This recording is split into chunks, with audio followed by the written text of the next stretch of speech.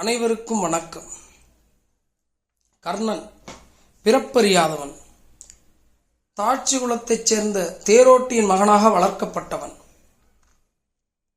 கர்ணனுக்கு உலகின் மிகச்சிறந்த வில்லாளனாக மாறுவதற்கு ஒரு களம் தேவைப்பட்டது. துரியோதனனுக்கு அர்ஜுனனை வீழ்த்துவதற்கு ஒரு வில்வீரன் தேவைப்பட்டான். தேவைகள் அவர்களை நட்பு வளையத்திற்குள் இறுக்கி போட்டது. சத்திரிய குலத்தில் பிறந்தவர்களே அரசனாக முடியும் என்ற வருணாசிரம கோட்பாட்டை உடைத்தெறிந்து கர்ணனை அங்க தேசத்துக்கு அரசனாக்கினான் துரியோதனன். கர்ணன் அரசனான பிறகும் அவன் சந்தித்த அவமரியாதைகள் கொஞ்சம் நஞ்சமல்ல. ஒவ்வொரு முறையும் துரியோதனன் கர்ணனை அரவணைத்தான். பாண்டவர்களை வெல்லும் பொருட்டு சல்லியன், சிசுபாலன் என்று பலரையும் தனது கூட்டாளிகளாக சேர்த்துக் கொண்டான் துரியோதனன். கிருஷ்ணன் மீது கொண்ட பகைமையால் அவனுடன் வாதிட்டு அவனது சுதர்சன சக்கரத்தால் கொல்லப்பட்டான் சிசுபாலன். துரியோதனனின் வெற்றியை விட கர்ணனை தாழ்ந்த குலத்தைச் சேர்ந்த ஒருவனாக பார்த்ததால்தான் போரின் முக்கிய வேளையில் தேரின் சக்கரம் சிக்கிய பொழுதும் அவனுக்கு உதவாமல் ஓடிவிட்டான் சல்லியன்.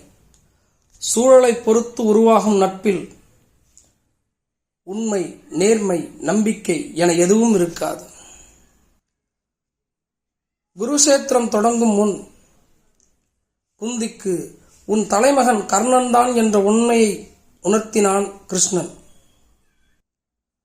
ஆற்று நீரில் குழந்தையாக விட்ட சூரிய புத்திரனை வளர்ந்த வீரனாக சந்தித்தாள் குந்தி. கட்டித் தழுவினாள்.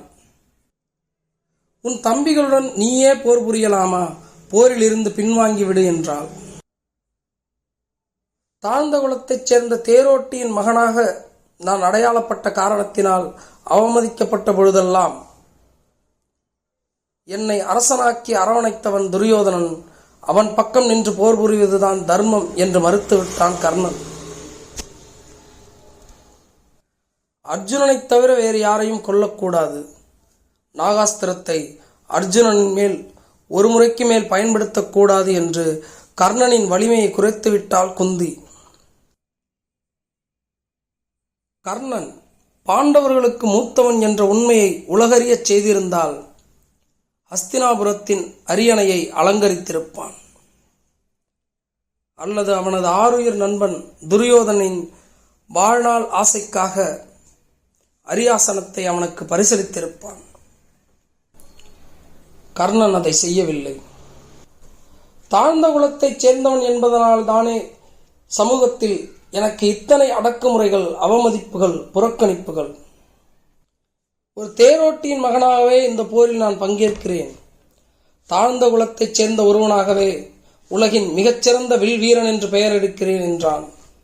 சொன்னதை செய்து காட்டினான். கர்ணனின் மீது அம்புமழை பொழிந்து உயிருக்கு போராடி கொண்டிருக்கும் வேளையிலே கிருஷ்ணன் அந்தணன் வேடத்திலே தோன்றுகிறான். துரியோதனன் தோற்கடிக்கப்பட வேண்டும், தர்மம் நிலைநாட்டப்பட வேண்டும். அதற்கு நீ உன் உயிரை தானமாக கொடு என்று கேட்கிறான் கிருஷ்ணன். கர்ணனும் அவன் கேட்ட தானத்தை கொடுத்து உயிர் துறக்கிறான். கர்ணனின் இறப்பில் அதிகமாக கலங்கி நின்றவன் துரியோதனன் தான். தேவைகளின் பொருட்டு உருவாகும் நட்பே பாராட்டப்படும்.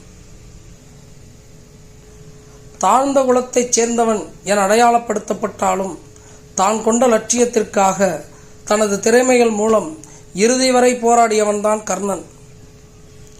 அதுபோல ஒரு தாழ்த்தப்பட்டவராக பிறந்தாலும், என்னை தெருவில் கட்டி வைத்து அடித்தாலும் என் சமூகத்தின் விடுதலைக்காக நான் போராடுவேனே தவிர ஒருபோதும் பின்வாங்க மாட்டேன் என்ற தனது லட்சியத்திற்காக தனது திறமைகளை வளர்த்து கொண்டு உலகின் ஆகச்சிறந்த கல்வியாளராக மாறி கல்வியே மாற்றத்திற்கான மாபெரும் ஆயுதம் என்ற உண்மையை உணர்த்திய கலியுக கர்ணன் தான் பாபா சாஹேப் அவர்கள்.